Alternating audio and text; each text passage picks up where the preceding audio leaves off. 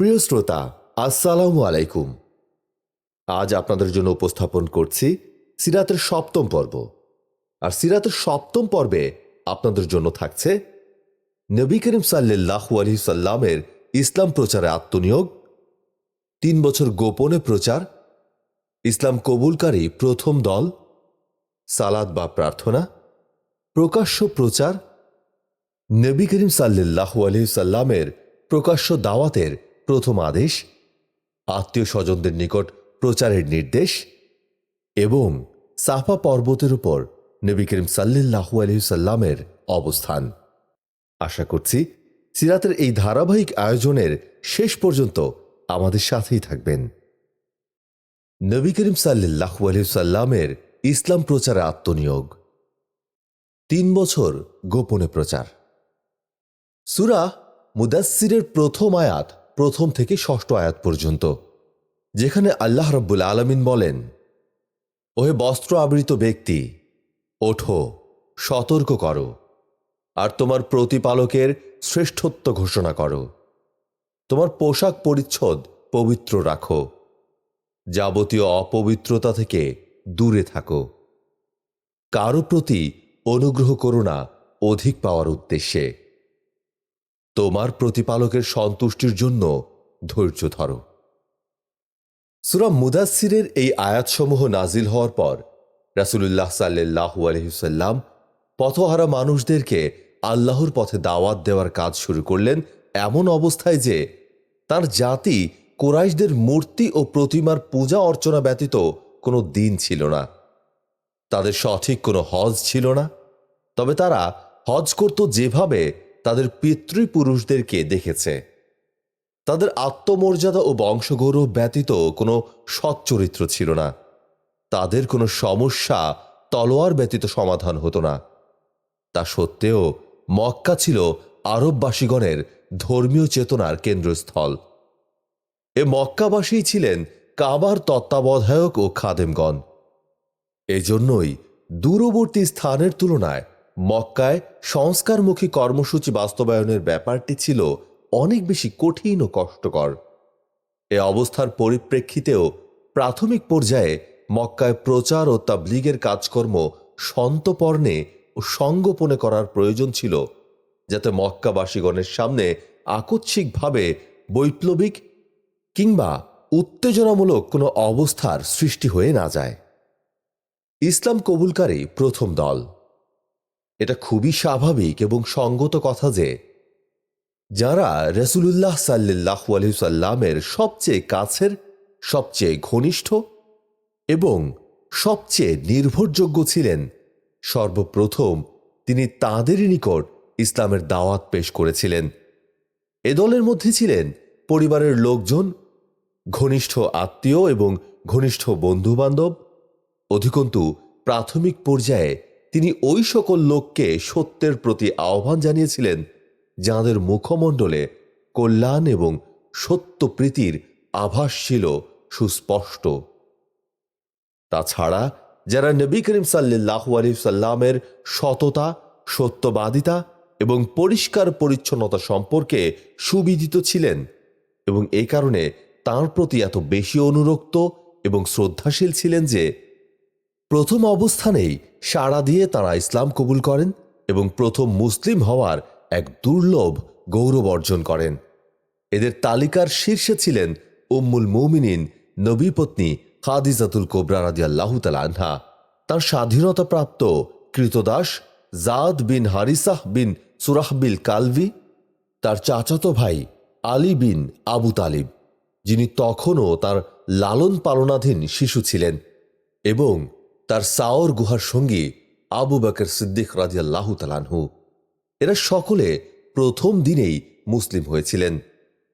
তারপর আবু বকর সিদ্দিক রাদিয়াল্লাহু তাআলা আনহু ইসলামের প্রচার কাজে বেশ তৎপর হয়ে ওঠেন। তিনি অত্যন্ত জনপ্রিয়, কোমল স্বভাব, পছন্দনীয় অভ্যাসের অধিকারী, সৎ চরিত্র এবং দরাজ দিল ব্যক্তি ছিলেন। তার দানশীলতা, দূরদর্শিতা, ব্যবসা বাণিজ্য এবং সৎ সাহচর্যের কারণে তাঁর নিকট লোকজনের গমনাগমন প্রায় সবসময় লেগেই থাকত। পক্ষান্তরে তিনি তাঁর নিকট আগমন এবং প্রত্যাগমনকারী এবং আশেপাশে বসবাসকারীগণের মধ্যে যাকে বিশ্বাসযোগ্য মনে করতেন তাঁর সামনেই ইসলামের দাওয়াত পেশ করতেন। তার ঐকান্তিক প্রচেষ্টায় ওসমান রাদিয়াল্লাহু তাআলা আনহু, জুবাইর রাদিয়াল্লাহু তাআলা আনহু, আব্দুর রহমান রাদিয়াল্লাহু তাআলা আনহু বিন আউফ, সাদ বিন আবি ওয়াক্কাস রাদিয়াল্লাহু তাআলা আনহু এবং তালহা বিন ওবায়দুল্লাহ রাদিয়াল্লাহু তাআলা আনহু ইসলাম গ্রহণ করেন। এ মহাসম্মানিত ব্যক্তিবর্গই হচ্ছেন প্রথম মুসলিম জনগোষ্ঠী। প্রাথমিক অবস্থায় যারা ইসলাম গ্রহণ করেন, বিলাল হাবশী রাদিয়াল্লাহু তাআলা আনহু ছিলেন সেই দলের অন্তর্ভুক্ত। এরপর ইসলাম কবুল করেন বনু হারিস বিন ফেহর গোত্রের আবু ওবায়দাহ, আমির বিন জাররাহ রাদিয়াল্লাহু তাআলা আনহু, আবু সালামা বিন আব্দুল আসাদ মখজুমি রাদিয়াল্লাহু তাআলা আনহু, আরকাম বিন আবিল আরকাম রাদিয়াল্লাহু তাআলা আনহু, ওসমান বিন জাউন জুমাহি রাদিয়াল্লাহু তাআলা আনহু এবং তার দুই ভাই যথাক্রমে কুদামা এবং আব্দুল্লাহ। ওবায়দা বিন হারিস বিন মুত্তালিব বিন আবদে মানাফ, সাইদ বিন জাদ এবং তার স্ত্রী অর্থাৎ উমরের বোন ফাতিমা বিনতে খাত্তাব, খাব্বাব বিন আরাথ তামিমি রাদিয়াল্লাহু তাআলা আনহু, জাফর বিন আবু তালিব ও তার স্ত্রী আসমা বিনতে উমায়স, খালিদ বিন সাইদ বিন আস আল উমাবি ও তার স্ত্রী আমিনাহ বিনতে খালাফ, অতপর তার ভাই আমর বিন সাইদ বিন আস, হাতিব বিন হারিস জুমাহি ও তার স্ত্রী ফাতিমা বিনতে মুখাল্লিল ও তার ভাই খাত্তাব বিন হারিস এবং তার স্ত্রী ফুকাইহা বিনতে ইয়াসার ও তার ভাই মামার বিন হারিস, মুত্তালিব বিন আজহার জুহরি ও তার স্ত্রী রামলাহ বিনতে আবু আউফ, নাইম বিন আবদুল্লাহ বিন নুহাম আদবি রাদিয়াল্লাহু তাআলা আনহু। এদের সকলেই কুরাইশ ও কুরাইশের বিভিন্ন শাখা গোত্রের। কুরাইশ ব্যতীত অন্য গোত্র থেকে প্রাথমিক অবস্থায় ইসলাম গ্রহণকারী হলেন আবদুল্লাহ বিন মাসুদ, মাসুদ বিন রবিয়াহ, আবদুল্লাহ বিন জাহস আসাদি ও তার ভাই আহমাদ বিন জাহস, বিলাল বিন রিবাহ হাবশি, সুহাইব বিন সিনান রুমি, আম্মার বিন ইয়াসার আনসি, তার পিতা ইয়াসার ও তার মাতা সুমাইয়া এবং আমির বিন ফুহাইরাহ। উল্লেখিত ব্যক্তিবর্গ ছাড়াও প্রাথমিক পর্যায়ের মুসলমানগণ মহিলাদের মধ্যে রয়েছেন উম্মুল আইমান বারাকাত হাবশি, উম্মুল ফজল লুবাবতুল কুবরা বিনতে হারিস লিলালিয়াহ, আব্বাস বিন আব্দুল মুত্তালিবের স্ত্রী ছিলেন তিনি, আসমা বিনতে আবু বকর সিদ্দিক রাদিয়াল্লাহু তাআলা আনহু। উল্লেখিত ব্যক্তিবর্গ প্রথম পর্যায়ের ইসলাম গ্রহণকারী হিসেবে প্রসিদ্ধ। বিভিন্নভাবে অনুসন্ধান ও গবেষণার মাধ্যমে প্রকাশিত হয়েছে যে প্রথম পর্যায়ের ইসলাম গ্রহণকারীর গুণে গুণান্বিতদের সংখ্যা পুরুষ মহিলা মিলে ৩৩০ জন। তবে এটা অকাট্যভাবে জানা যায়নি যে তারা সকলেই প্রকাশ্যে দাওয়াত চালু হওয়ার পূর্বেই ইসলাম গ্রহণ করেছিলেন নাকি ইসলামের দাওয়াত প্রকাশ্যভাবে চালু হওয়া পর্যন্ত তাদের কেউ কেউ ইসলাম গ্রহণে বিলম্ব করেছিলেন। সালাত বা প্রার্থনা। প্রাথমিক পর্যায়ে যে সকল আয়াত অবতীর্ণ হয় তাতে নামাজের নির্দেশনা বিদ্যমান ছিল। ইবনু হাজার বলেন যে নবী করিম সাল্লাল্লাহু আলাইহি সাল্লাম এবং তার সাহাবাগণ মিরাজের ঘটনার পূর্বে অবশ্যই সালাত পড়তেন। তবে 5 ওয়াক্ত সালাত ফরজ হওয়ার পূর্বে সালাত ফরজ ছিল কিনা সে ব্যাপারে মতবিরোধ রয়েছে। কেউ কেউ বলে থাকেন যে সূর্যের উদয় এবং অস্ত যাওয়ার পূর্বে একটি করে সালাত ফরজ ছিল। হারিস বিন উসামাহ ইবনু লাহিয়ার মাধ্যমে বর্ণনাকারীদের মিলিত পরম্পরা সূত্রের বরাতে জায়েদ বিন হারিসাহ বর্ণনা করেছেন যে রাসূলুল্লাহ সাল্লাল্লাহু আলাইহি সাল্লামের নিকট যখন প্রথম ওহী অবতীর্ণ হয় তখন জিবরাইল আলাইহিস সালাম আগমন করলেন এবং তাকে অজুর পদ্ধতি শিক্ষা দিলেন। যখন অজু শেখা সমাপ্ত হল তখন এক চুল্লি পানি লজ্জা স্থানে ছিটিয়ে দিলেন। ইবনু মাজাহ এ মর্মে হাদিস বর্ণনা করেছেন।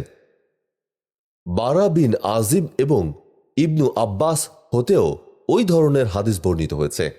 ইবনু আব্বাস হতে বর্ণিত হাদিসে এ কথারও উল্লেখ রয়েছে যে সালাত প্রাথমিক ফরজকৃত কর্তব্যসমূহের অন্তর্ভুক্ত ছিল। ইবনু হিশামের বর্ণনায় এ কথা রয়েছে যে নবী করিম সাল্লাল্লাহু আলাইহি সাল্লাম এবং সাহাবীগণ সালাতের সময় ঘাঁটিতে চলে যেতেন এবং গোত্রীয় লোকজনদের দৃষ্টির আড়ালে গোপনে সালাত আদায় করতেন। আবু তালিব এক দফা নবী করিম সাল্লাল্লাহু আলাইহি সাল্লাম এবং আলীকে সালাত আদায় করতে দেখেন এবং জিজ্ঞাসা করেন, প্রকৃত বিষয়টি অবগত হলে এর উপর দৃঢ় থাকার পরামর্শ প্রদান করেন। প্রথম পর্যায়ের মুসলমানগণ এসব ইবাদত করতেন।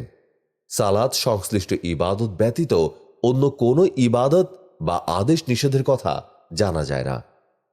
সে সময়কার ওহীতে মূলত সেসব বিষয় বর্ণিত হয় যা বিভিন্নভাবে তাওহীদের বর্ণনা, তাদেরকে আত্মশুদ্ধির প্রতি উৎসাহিতকরণ, উন্নত চরিত্র গঠনে উদ্বুদ্ধকরণ, জান্নাত জাহান্নামের বর্ণনা যেন তা চোখের সামনে উদ্ভাসিত হয়ে ওঠে, অন্তরাত্মা পরিশুদ্ধকরণে প্রজ্ঞাপূর্ণ উপদেশ যা অন্তরের খোরাক হয়, ঈমানদারদের তৎকালীন মানব সমাজ থেকে সম্পূর্ণ পৃথক এবং ভিন্নতর এক পরিবেশে পরিভ্রমণ করাতে থাকে।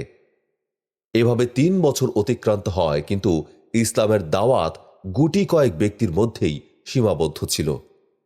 রাসূল সাল্লাল্লাহু আলাইহি সাল্লামও তা লোক সমাজে প্রকাশ করতেন না। তবে কুরাইশরা ইসলামের খবর জানত ও মক্কাতে ইসলামের কথা ছড়িয়ে পড়ে এবং জনসমাজে এর মৃদু গুঞ্জন চলতে থাকে।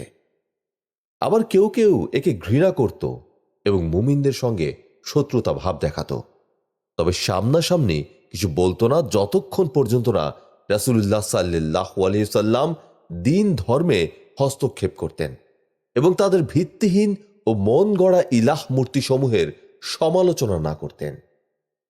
নবী করিম সাল্লাল্লাহু আলাইহি সাল্লামের প্রকাশ্য প্রচার, প্রকাশ্য দাওয়াতের প্রথম আদেশ।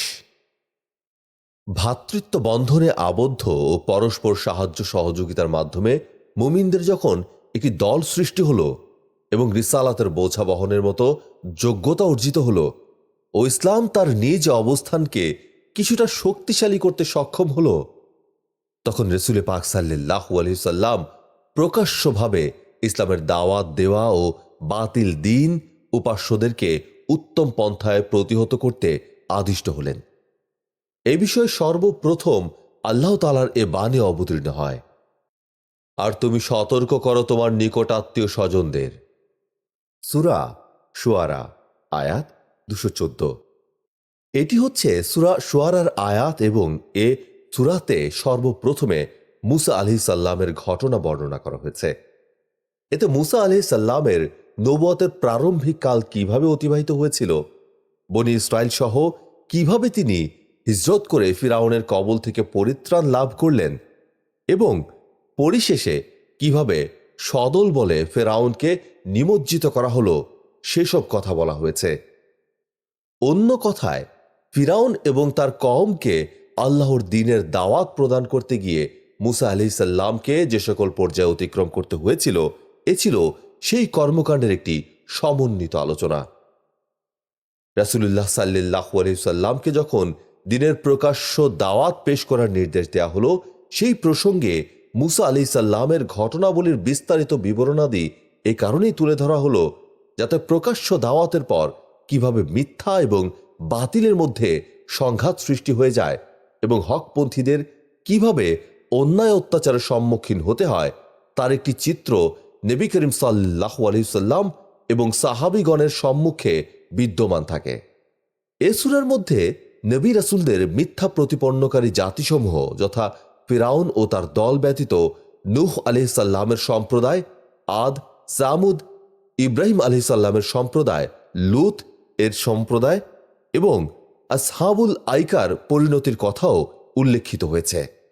সম্ভবত এর উদ্দেশ্য হচ্ছে যে সকল কওম নবী রাসূলদের মিথ্যা প্রতিপন্ন করেছে এবং তাদের ওপর তাদের হঠকারিতার পরিণতি কি কৌশলে আল্লাহ রাব্বুল আলামিন তাদের ধ্বংস করে দিতে পারেন, তাদের পরিণতি কতটা ভয়াবহ হতে পারে এবং ঈমানদারগণ অজস্র বিপদ আপদ পরিবেষ্টিত থেকেও আল্লাহ রাব্বুল আলামিনের রহমতে কিভাবে পরিত্রাণ লাভ করে থাকেন তা তুলে ধরাই হচ্ছে এর নিগূঢ় উদ্দেশ্য। আত্মীয় স্বজনদের নিকট ইসলাম প্রচারের নির্দেশ। প্রথম সম্মেলন। যা হোক, এ আয়াত অবতীর্ণ হওয়ার পর নবী করিম সাল্লাল্লাহু আলাইহি সাল্লাম বনু হাশিম গোত্রকে একত্রিত করে এক সম্মেলনের আয়োজন করেন। সেই সম্মেলনে বনু মুত্তালিব বিন আবদে মানাফেরও একদল লোক উপস্থিত ছিলেন। সম্মেলনে উপস্থিত লোকদের সংখ্যা ছিল প্রায় ৪৫ জন। সম্মেলনের শুরুতে রাসূলুল্লাহ সাল্লাল্লাহু আলাইহি সাল্লাম আলোচনা শুরু করবেন, ঠিক এ মুহূর্তে আবু লাহাব আকস্মিকভাবে বলে উঠলেন, দেখো, এরা সকলেই তোমার নিকট আত্মীয়, চাচা, চাচাতো ভাই ইত্যাদি। বাচালতা বাদ দিয়ে এদের সঙ্গে ভালোভাবে কথাবার্তা বলার চেষ্টা করবে। তোমার জানা উচিত যে তোমার জন্য সকল আরববাসীদের সঙ্গে শত্রুতা করার শক্তি আমাদের নেই। তোমার আত্মীয় স্বজনদের পক্ষে তোমাকে ধরে কারারুদ্ধ করে রাখাই কর্তব্য। সুতরাং তোমার জন্য তোমার পিতৃ পরিবারই যথেষ্ট। তুমি যদি তোমার ধ্যান ধারণা এবং কথাবার্তায় অটল থাকো, তবে এটা অনেক সহজ এবং স্বাভাবিক যে সমগ্র কোরাইশ গোত্র তোমার বিরুদ্ধে অস্ত্র ধারণ করবে এবং অন্যান্য আরব গোত্রও এ ব্যাপারে সহযোগিতা করবে। তারপর এটা আমার জানার বিষয় নয় যে সে পিতৃ পরিবারের আর অন্য কেউ তোমার চেয়ে বড় সর্বনাশা হতে পারে। আবু লাহাবের এই জাতীয় অর্থহীন আস্ফালনের প্রেক্ষাপটে নবী করিম সাল্লাল্লাহু আলাইহি সাল্লাম সম্পূর্ণ নীরবতা অবলম্বন করলেন এবং ওই নীরবতার মধ্য দিয়েই সম্মেলন শেষ হয়ে গেল। দ্বিতীয় সম্মেলন। এরপর নবী করিম সাল্লাল্লাহু আলাইহি সাল্লাম স্বগোত্রীয় লোকদের একত্রিত করে দ্বিতীয় সম্মেলনের ব্যবস্থা করেন। সম্মেলনে উপস্থিত জনতাকে উদ্দেশ্য করে তিনি বলেন, সমস্ত প্রশংসা আল্লাহ তাআলার জন্য। আমি তার প্রতি স্তুতি বর্ণনা করছি এবং তারই সাহায্য প্রার্থনা করছি। তার উপর বিশ্বাস স্থাপন করছি, তার উপরেই নির্ভর করছি এবং সাক্ষ্য প্রদান করছি যে আল্লাহ ব্যতীত অন্য কেউই উপাসনার যোগ্য নয়। তিনি একক এবং অদ্বিতীয়, তার কোনো অংশীদার নেই। তারপর তিনি বলেন, কল্যাণকামী পথ প্রদর্শক স্বীয় আত্মীয় পরিজনগণের নিকট কখনোই মিথ্যা বলতে পারেন না। সেই আল্লাহর শপথ, যিনি ব্যতীত অন্য কোনোই উপাস্য নেই। বিশেষভাবে তোমাদের জন্য এবং সাধারণভাবে বিশ্বের সকল মানুষের জন্য আমি আল্লাহর রাসূল হিসেবে প্রেরিত হয়েছি। আল্লাহ জানেন তোমরা সকলেই সেভাবেই মৃত্যুর সম্মুখীন হবে যেমনটি বিছানায় শুয়ে ঘুমিয়ে পড়ো, এবং সেভাবেই পুনরায় উত্থিত হবে যেমনটি তোমরা ঘুমন্ত অবস্থা থেকে জাগ্রত হও। পুনরুত্থান দিবসে তোমাদের সফলতা সম্পর্কে হিসাব গ্রহণ করা হবে এবং পুণ্যের ফলশ্রুতি হিসেবে চিরস্থায়ী সুখ শান্তির আবাসস্থল জান্নাতে ও পাপাচারের ফলশ্রুতি হিসেবে কঠিন আযাব ও দুঃখ কষ্টের আবাসস্থল জাহান্নামে প্রবেশ করানো হবে। কথা শুনে আবু তালিব বললেন, আমরা কতটুকু তোমার সাহায্য করতে পারব? তোমার উপদেশ আমাদের জন্য কতটুকু গ্রহণযোগ্য হবে এবং তোমার কথাবার্তা কতটুকু সত্য বলে আমরা জানব? এখানে সমবেত লোকজন তোমার পিতৃ পরিবারের সদস্য এবং আমিও অনুরূপ একজন সদস্য। পার্থক্য শুধু এটুকুই যে তোমার সহযোগিতার জন্য তাদের তুলনায় আমি অগ্রগামী আছি। অতএব তোমার নিকট যে নির্দেশাবলী অবতীর্ণ হয়েছে তদনুযায়ী কাজ সম্পাদন করতে থাকো। আল্লাহ ভরসা, আমি অবিরামভাবে তোমার কাজকর্ম দেখাশোনা ও তোমাকে সহানুভূতি করতে থাকব। তবে আব্দুল মুত্তালিবের দিন ত্যাগ করতে আমি প্রস্তুত নই। আবু লাহাব বললেন, আল্লাহর শপথ, এ হচ্ছে অন্যায় এবং দুষ্টামি নষ্টামি। এর হাত অন্যদের আগে তোমরাই ধরে নাও। আবু লাহাবের মুখ থেকে এ কথা শুনে আবু তালিব বললেন, আল্লাহর শপথ করে বলছি, যতক্ষণ আমার দেহে প্রাণ থাকবে আমি তার হেফাজত বা রক্ষণাবেক্ষণ করতে থাকব। সাফা পর্বতের উপর নবী করিম সাল্লাল্লাহু আলাইহি সাল্লামের অবস্থান। যখন নবী করিম সাল্লাল্লাহু আলাইহি সাল্লাম খুব ভালোভাবে নিশ্চিত হলেন যে আল্লাহর দ্বীন প্রচারের অন্তর্বর্তীকালীন সময়ে আবু তালিব তাকে সাহায্য করবেন, তখন এক দিবস তিনি সাফা পর্বত শিখরে আরোহণ করলেন এবং তার উপর আরেকটি পাথর রেখে সেখানে দাঁড়িয়ে জনসাধারণকে আহ্বান করলেন, হায় প্রাতকাল। হায় প্রাতকাল হচ্ছে তৎকালীন সময়ে আরবের নিয়ম ছিল, ভয়ঙ্কর কোনো বিপদের আশঙ্কা দেখা দিলে কিংবা কেউ দেশবাসীর নিকট কোনো গুরুত্বপূর্ণ বিষয়ে বিচার কিংবা প্রতিকার প্রার্থী হলে পর্বত শীর্ষে আরোহণ করে হায় প্রাতকাল বলে চিৎকার করতে থাকত। এতে লোকজন সেখানে সমবেত হতো। নবী করিম সাল্লাল্লাহু আলাইহি ওয়াসাল্লামের এই আহ্বানে কুরাইশ গোত্রের লোকেরা সেখানে যখন সমবেত হলেন, তখন তিনি সকলকে লক্ষ্য করে আল্লাহর একত্ববাদ, স্বীয় নবুয়াত এবং পরকালীন জীবনের ওপর বিশ্বাস স্থাপনের জন্য অত্যন্ত মর্মস্পর্শী ভাষায় সকলকে আহ্বান জানালেন। এই ঘটনার এক অংশ সহিহুল বুখারীতে ইবনু আব্বাস কর্তৃক এইভাবে বর্ণিত হয়েছে। যখন আয়াত অবতীর্ণ হল, তখন নবী করিম সাল্লাল্লাহু আলাইহি ওয়াসাল্লাম সাফা পর্বত শিখরে আরোহণ করে কুরাইশ গোত্রের সকলকে লক্ষ্য করে বিশেষ কিছু শব্দ উচ্চারণ করে চিৎকার করতে থাকলেন। ওহে বনু ফিহর, ওহে বনু আদি, ওহে বনু আবদ মানাফ, ওহে বনু আব্দুল মুত্তালিব। যখন তারা এই চিৎকার ধ্বনি শ্রবণ করে বললেন, কে এরকম চিৎকার করে আহ্বান করছে? লোকেরা বলল, মুহাম্মদ সাল্লাল্লাহু আলাইহি ওয়াসাল্লাম। অতঃপর তারা সকলেই সেখানে সমবেত হয়ে গেলেন।